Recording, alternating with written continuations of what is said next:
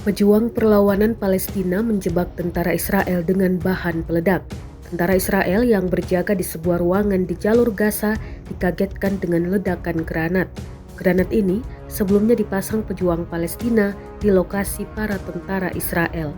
Rekaman detik-detik granat meledak ramai beredar di Telegram pada Selasa 2 Januari 2024. Tentara Israel di sekitar lokasi ledakan segera melarikan diri.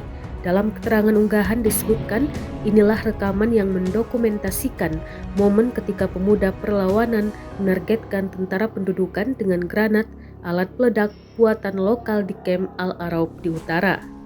Jebakan ini dipasang setelah unjuk rasa mengutuk pembunuhan Saleh Al-Arori.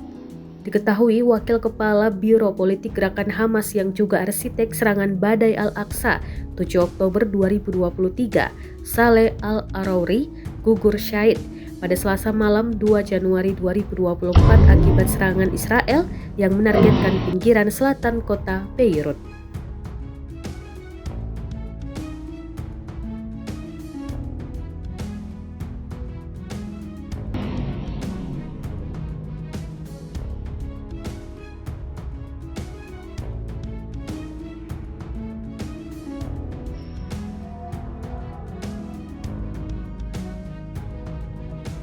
Download Tribun X sekarang, menghadirkan lokal menjadi Indonesia.